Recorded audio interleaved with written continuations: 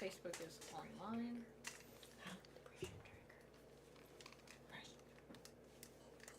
YouTube is online. Gotcha. This is Andrea Yount. We are preparing for our weekly broadcast on mental health topics. Therapy Thursday is brought to you by Affinity Counseling Services and A Lovely Pause. This is a test. Affinity Counseling Services is located in Piggott, Arkansas and Kennett, Missouri. We currently have 4 therapists in our office and are taking new clients. To join our sign-up sheet, visit counselingwithaffinity.com. And to find out more, you can call me, Kindred, at 870-324-5122 or 573-840-0440. Thank you. A Lovely Pause is a local nonprofit created to provide community education, awareness, coping skills, and support for those with PTSD and other trauma-related disorders. It is Sad September, and so we are going to be giving our freebie that is going to talk about depression triggers, and you can sign up to get that and to learn more about how to handle your sadness and depression triggers by signing up at A Lovely Pause, PAUSE.com, or click our Facebook button. This is a test.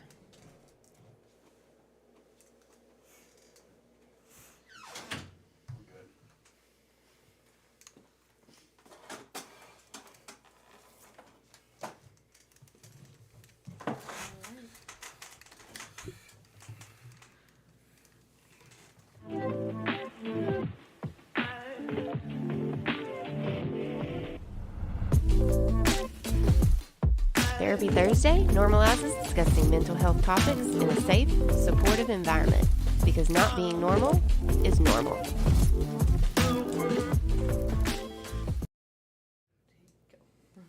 Welcome, everyone, to Therapy Thursday, our weekly installment here at Affinity Counseling Services, where we talk about different mental health topics from a personal and professional perspective. My name is Matthew Yount, lead therapist and president here at Affinity. I'm Andrea Yount, and I am the co-owner of Affinity, vice president of Affinity, owner of Awaken Yoga Studio and Salon and Tan, and co-chair of A Lovely Pause. Yeah. And I am Stacy. I am a lead marketer at Affinity Counseling Services through Hive Minds Marketing, and I'm also co-chair at A Lovely Pause. And behind the camera, as always, and behind the curtain. Now behind the curtain, yes. No one can see what we're talking about. She's the Wizard of Oz. But you are now behind a curtain as well. The wizard. I love it. Taking your comments, questions, and concerns, if you have them.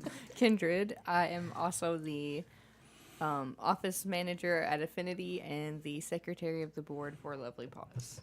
All right, so we are in a new month. We didn't get to do anything last week. No, we had a lot going on last week, so we didn't get to do it. Yeah, a few little potential health issues. Glad you didn't get sick, by the way. Yes. Yeah, same. And everybody's, better now. So that's good. Yeah. Good. And yeah, so we just had a lot to catch up on. So it's all right. There's 5 Thursdays in this month. We'll compact the 2 we were going to talk about into today's episode anyway. I think it works better that way. So it's fine. We're starting a new month. So we're talking, this is Sad September. Yeah, Sad September, a little alliteration. So Is that what we're going to start doing now? Or are we going to have to start doing alliteration in all of our months? I think the next few months are going to have some emotional, we're going to Baggage? No, I'm kidding. well, yeah, we're gonna personify unpack. the months with our emotions. So that's Okay. what we're doing. All right. We had angry August, sad September, so we will have to see what we do for October. What do you think it's going to be? I don't know. What is it? Because we haven't planned it yet. Yes, Oh, we did. Oh, did yeah, we? we have planned Oh. all the way to December. Imagine that. Okay. Yeah. We did it. And it's about. I was probably in that meeting, too. You were. and don't You even were. Yeah, you contributed. We've actually talked about it a few times. We I have, think. yeah. Glad somebody wrote it down. yeah, we got that side of it. We're kind of tying into that whole all feelings matter that we are going to be talking about more in upcoming events that Right. we will be attending. Good segue. Yeah. So this weekend we've got the Fall into Arts Festival. Oh goodness. Yep, that's this Yeah. Saturday. This Saturday, and so we're gonna have our one of our local artists, Lindsay Wickham. She's going to be having some paintings on display at the Fallen to Arts Festival. She'll be at the Opera House. She will be. Yeah. Yeah, we'll be at the Opera House. Yeah. So if you guys haven't checked that place out, it's beautiful and historic. Very, very cool. And they're going to have a lot of neat things there, a lot of artists, local vendors. And we are going to be talking about or showcasing how art can help with our mental health and processing all of those feels that Yeah. we have. And we'll be in the Delta Fair Parade and dressed as the emotions again. Yes. So that's always fun Oh yeah, times. from Inside Out. Yeah, we were Yeah. trying to figure out how we're going to get Jack in on this one. I think we figured that out. Yeah. So Is he going to be anger? no, I think he's just going to be one of the little side characters. All they have to wear, they have like a fro, and so Jack has a fro. And I Yes. was trying to find a Bing Bong costume, and Yeah. you cannot find a Bing Bong costume. That would have been hilarious. But yeah, so Didn't happen. he can just be one of the side characters, the ancillary ones. So, but they're usually just like one color and a fro. And I was like, well, we can do that with Jack. That won't be very difficult. And Maddox is going to go ahead and be like the kid that were inside his head. Yeah. So he's Oh. going to set up on the float. on the float. Yeah. Yeah. You wait till you see our float because we're going to have a float for this parade. So, woo, woo. We had a float for the last one. Well, I meant we didn't have a float for 4th For of Piggott? July. No, yeah. we didn't. So, Yeah, and So we you gotta won come out to second the Delta place. Fair. Yes, yeah, because second place last year, right? And this year we're going for number one. Yes, yeah, we want we're that a little money. competitive. Yeah. Are you trying to get other people competitive? They I won't. mean, yeah, I feel like we're safe. I think we're good. We got a great idea. We're not going to tell you what it is. You have We to we show pretty up well to did. it. We but just did. Oh. Yeah, that's true. see, none of us have any memory. So adding on to that, we will be set up at the Clay County Fair as well in the exhibit building. You can go in there and find out more information about Affinity, how you get services. You can find out more about A Lovely Paws. We finally got our 501c3 paperwork. So Yay, that's awesome. If you have ever donated to Lovely Paws, that 501c3 backdates 27 months. So we're not even that old. So if you have ever donated to us, that is a tax deductible donation. Yeah, that's awesome. Yeah, that's awesome. And is the Fall into Arts thing going to be during your yoga class too, or is your yoga class in a different part? The ladies asked me about that. It's above, and so I told them that if they wanted to just go ahead and meet me there, we'd just go ahead and do it, and they said they would. So Cool. we're just going to go ahead and do it. So All right, awesome. Get your yoga on, then Yeah. come take in some art. yeah, it sounds like a nice day to me. It sounds like an awesome day. Yeah. Also, to piggyback on the donation bit for Lovely Paws, so people can donate for and be a tax write off. But we're doing our meat raffle. Yes, we have the meat raffle going on right now for A Lovely Paws. So $200 worth of meat from the $200 Garcias. worth of meat. So you can buy raffle tickets right now from me, Stacy, Kindred, Teresa Forrest, Fallon Winscott, Kaylin Conley Harris, Off Brenda your Maddox. Facebook page. Yeah, off our Facebook page. You can send us a message through Lovely Paws. We are selling $200 worth of meat, we're raffling it, raffling $200 worth of meat, and like I said, that's a tax deductible donation. Sure. Yep. Yep. So we'll be putting boxes out in Piggott shortly for donation Yes, boxes. we have You boxes might to have put up win next week. So those, $200 worth of meat. yeah, and it's your choice of meat too. Yes. Yep. Okay. So we got a lot going on. I guess might as well jump into it because we just took out about 10 minutes with that introduction. So That was an yeah, introduction. no, we'll It keep, was. we got a lot going happening. on, Yeah. So We do. All right, so we are moving into Sad September. Last week we were going to talk about what is sadness, and then today was going to be the stages of grief. So we'll just mix those things together here briefly. So when we're making a distinction between sadness and other emotions, obviously emotions are this strange, almost ethereal type of experience that we have that we all can relate to and we all have words for, but it's an experience rather than anything that's actually tangible. it's very hard to explain it in a way that feels accurate.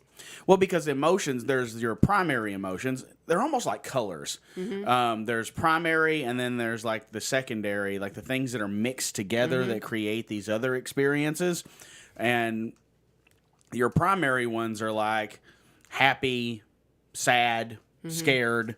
those are, disgusting. Those are like, or disgust. Those are like your primary emotions, and then you mix those together, and you get these weird amalgamations of other Right. Well, emotions. we just had Angry August, and we talked about how anger is always a secondary emotion. It's always unless it's righteous anger. right, unless it's righteous anger. Yeah. But it's usually fear or sadness that's the root of that. Yes.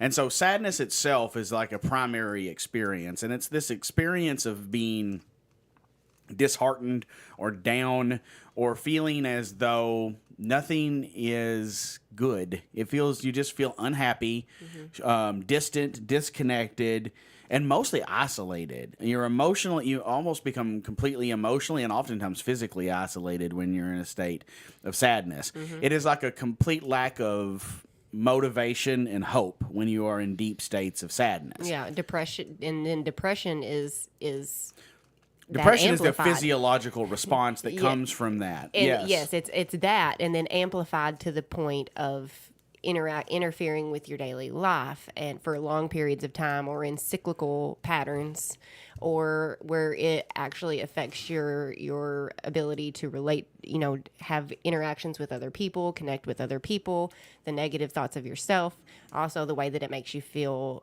physically, fatigue, and so it's like the physical, and it's the all over effects of deep sadness. And then you get thrown into the mix, which we're moving into today, which is grief. And grief is the experience of loss. It absolutely has sadness encompassed in it, but it has other emotions accompanying that sadness.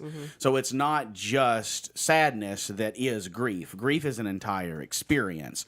So grief can encompass anger. It can create sensations. It's weird. Grief is weird because there are times within grief where people get really giddy and like almost manic at times.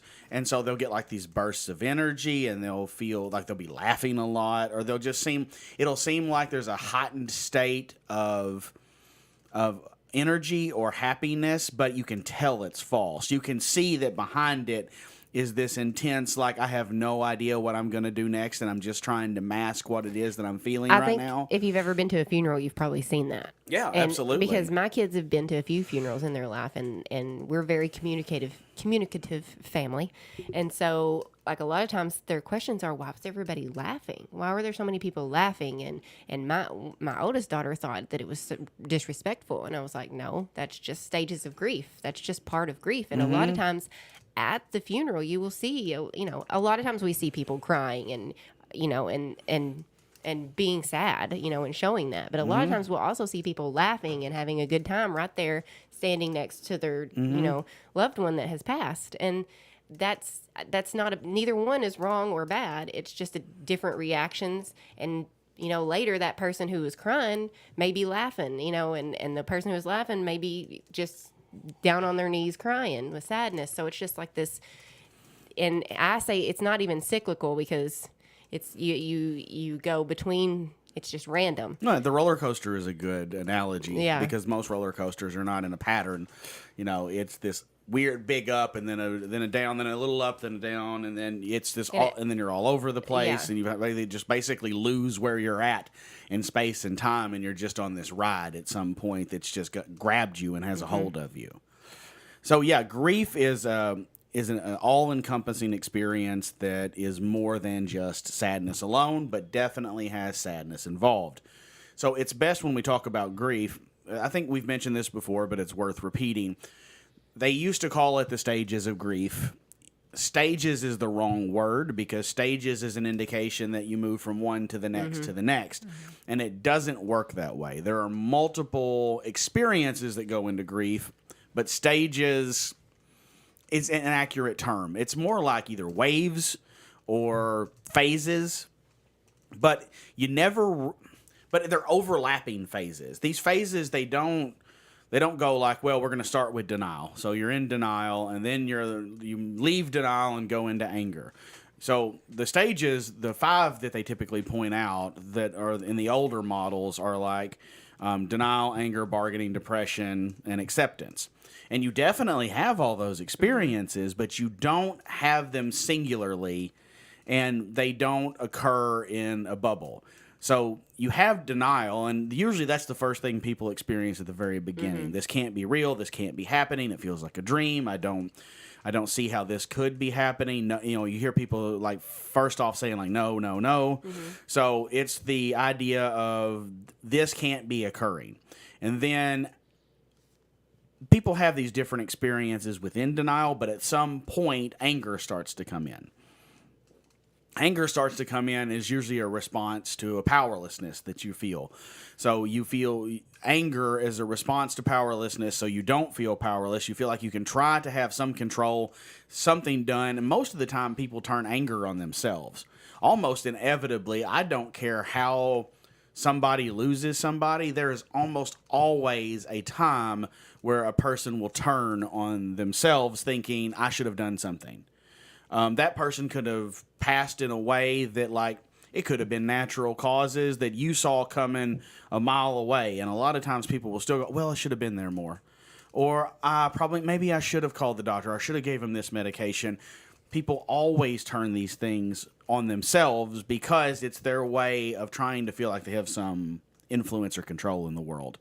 Because the just overwhelming feeling of powerlessness you have in that moment is scary. People don't like to feel powerless. And it's strange how your mind would rather feel guilt, because guilt is an indication of, okay, I had something to do with this, which means I had some control. We would rather feel that than feel powerless. So it's like it turns this sense of false guilt on you, and then you get angry at yourself. Or then you start blaming other people too, whether it's justified or not. And then your anger becomes your encompassing experience. And then after anger, you start to experience more of the sense of bargaining. And the way you bargain is weird. You either bargain with yourself in a sense like, well, if I do this, maybe I won't hurt. Or if I do this, maybe I can just forget about this circumstance. Or if I do this, maybe it'll feel like this person is still here. Or if I had only done these things, maybe things would be different. Or sometimes it's, people even bargaining for things that are obviously not going to happen, but I would only do this to have this time back with this person, or I would trade my life for theirs if I could. But there's always this sense of some type of exchange, and it's that attempt to feel power in a powerless situation. It's the desire I want to have some type of control over what I'm experiencing. Then people move into depression, since they feel that when they finally recognize there is no control and no power, then they move into a depressive state of, well, this is just like the way things are and I'm sad.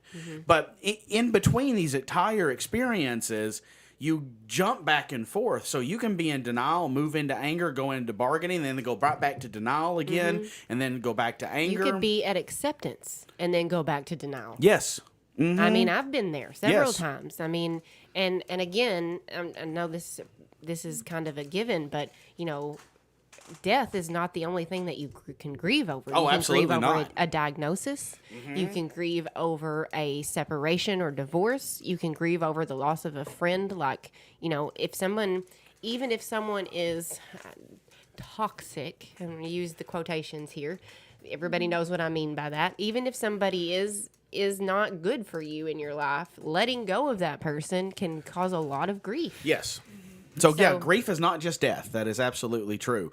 And I work with a lot of people who have been through relationship breakups, and when they start recognizing these things as grief, it helps them to recognize what it is they're experiencing and what they're going through. The loss of an expectation that you had for your life Yes, yeah. can be a grief process. So there's nothing that says that it has to be just related to death, but death is where we see it the most profound Yes, most of the time. It's one of our, deepest things that we feel. The part of the deepest grief that we can feel is that permanent loss of someone that we care about. Yeah, and I think just a theory of mine. I think the reason that the grief process, especially when it's somebody close to you or something that was really close to you that you've lost, is so profound, is because the more close something is to you or someone, the more tied in it is with your neural net in your brain. So, we've talked about before that your brain has a neural net. This net has all your experiences, information. It's all tied in together. And through the process of association, when we associate something with another thing, those two things are tied together within your mind, within your neurons. And so you take an individual or an experience that's been in your life for a long period of time, the more tied in it is with other experiences in your life too. And when that's gone, your brain has to change its wiring all of a sudden, because it's like, okay, new information, that thing or that person is no longer here. I cannot think like they are, so I have to rewire. And the more neural connections you have wired together, the more that have to rewire. And that process has got to be painful. It's painful and takes a long time. And takes a lot of energy. I think that's why it wears you down so much. And the brain is trying to resist that much change all at once, but it knows that it has to do it too. So there's this process of resisting the change, but also having to have it. And it's just physically demanding on your body to use that much energy to rewire everything that's been so closely tied in, and changing the frame of reference that you have for your life. Because if something was very heavily tied in, it's one of your major frames of reference. You use it to make decisions even though you don't know you use it to make decisions, because it's so tightly tied in, you can't help but use it to make decisions. Yeah, it's like one of those automations, automatic things that you do automatically. Right. So when that automatic thing is gone, and you have to stop and be like, oh, can't do that automatic anymore. And that's the total process of changing that gravel road to a superhighway. It's that same process of changing the way that you think about certain situations. So, like, if it was a person and somebody really close to you, somebody that you used to go and tell everything, right? And that person was a big support for you. You're going to feel something happens, you want to go to that person, and you feel that loss because that person's not there. So you have to figure out a way to somebody else to be that person for you, or how to deal with certain things on your own. And you have to figure out how you're going to get around that loss, whether it's a person or thing. Yeah. So you have to readjust your whole physiological experience. And so you the way you're improving in grief is, the best I can tell is you visit the earlier stages less. So denial happens less, anger happens less, bargaining happens less. And so you spend less time in those phases and more time in these higher phases until you basically just experience acceptance, with maybe momentary experiences of depression on times that remind you of that person, or like certain times of year, things like that. But you just experience that less and less until you finally reach full acceptance.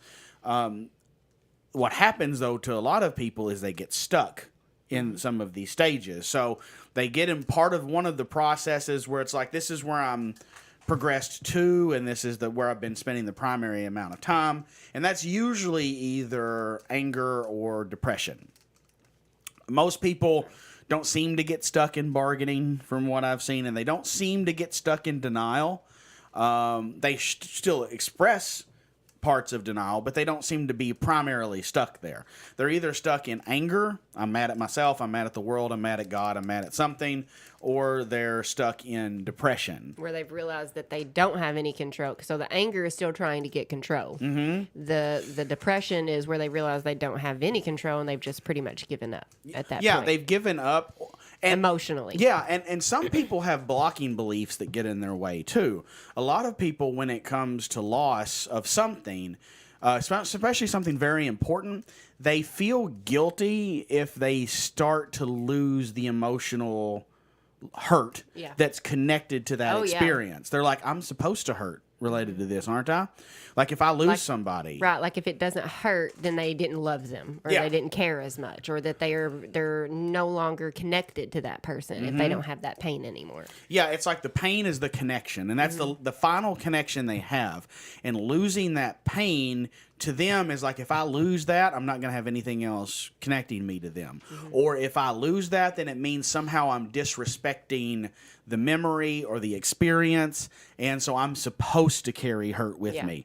You know, and I've listened to people that are even like, you know, in religion that say that, like, I know God has it. I know, like, either God has dealt with this situation or has forgiven me or whatever the circumstance is, but I won't let go of it. Well, and I'm just going to say, I know I've said this before, but my preacher's wife told me one time, because I said that exact thing to her right after my dad passed away.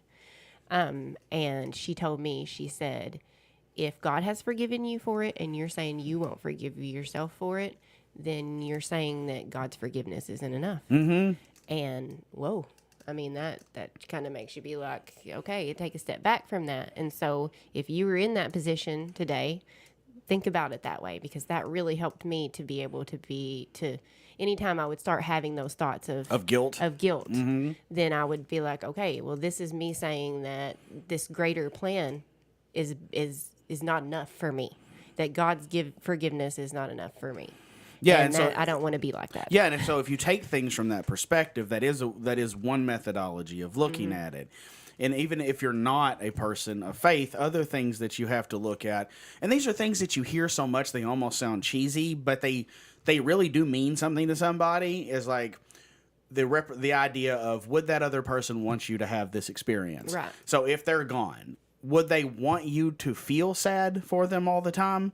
Would they want you to stay in a state of grief, or would they want you to move on? And I know that you hear that said a lot, but it actually is very profound to somebody who's having that experience. Or if somebody is mourning an experience, there are times where people are afraid to let go of that mourning because they're afraid they'll move on, and they're afraid if they move on, they're going to have this experience again. So they're like, I'm going to move on.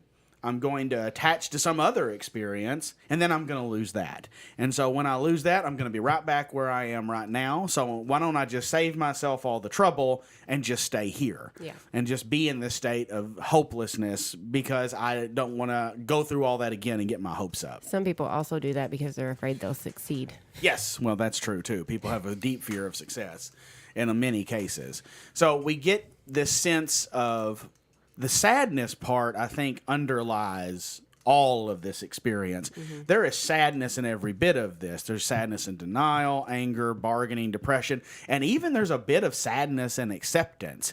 There's part of it, you know, when people start to really accept something, where you just kind of get that sad resignation of, this is the way things are, isn't it? Yeah, I can relate a lot to that. Recently, I did a EMDR session and got through a really big trauma for me. My uncle David passing away when I was 8 years old. He was 14 when I was born, so he was like a big brother to me. He was like my best friend.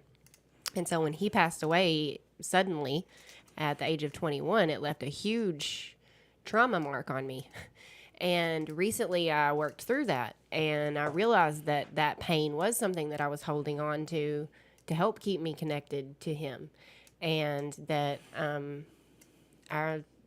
lot of letting go of that is kind of sad, because I don't have that deep emotional connection to his memory anymore. But at the same time, I still do have deep emotional connections with his memory. It's just not that loss, grief memory. So it's not that traumatic, over dramatic, deep emotional connection of PTSD symptoms, right? It's which is not healthy. It's more of a remembering him as he was in our times together, and that memory and the love that he had with me. And I do remember how sad I was when he passed away, but it doesn't affect me as much as it did anymore. And even though I know that that's healthy, there's still that element of sadness to it. Sure.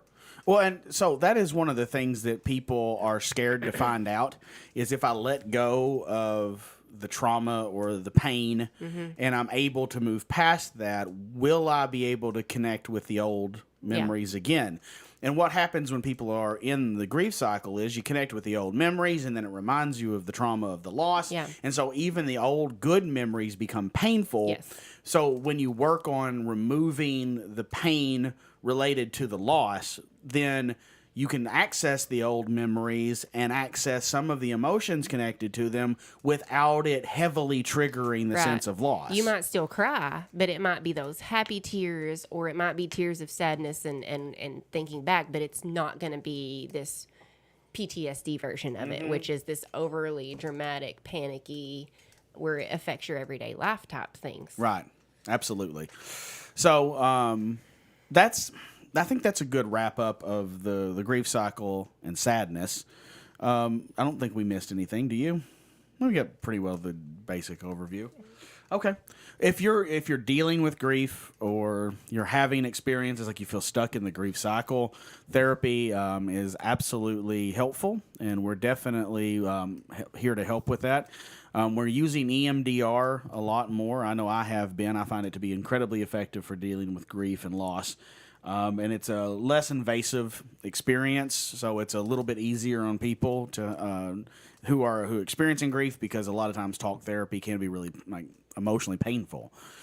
So if you're looking for counseling services, you can reach out to us at Affinity Counseling on Facebook, AFFINITY, or you can contact us in our Arkansas office at 870-324-5122, or our Missouri location at 573-840-0440, or you can sign up with us at counselingwithaffinity.com. All right. And again, a lovely pause. We are giving away our depression tracker this month. You can sign up for our newsletter at a lovely pause, PAUSE.com, or on our Facebook page. You can click the sign up button. If you were already signed up for our list, then your depression tracker should be in your email this morning. So give that a check out, and you can see what we're going to be doing for this next few months. Yeah. And then don't forget about our raffle. $200 worth of meat, your choice, from Garcia's Meats. All right. Thank you very much. We'll see you next week.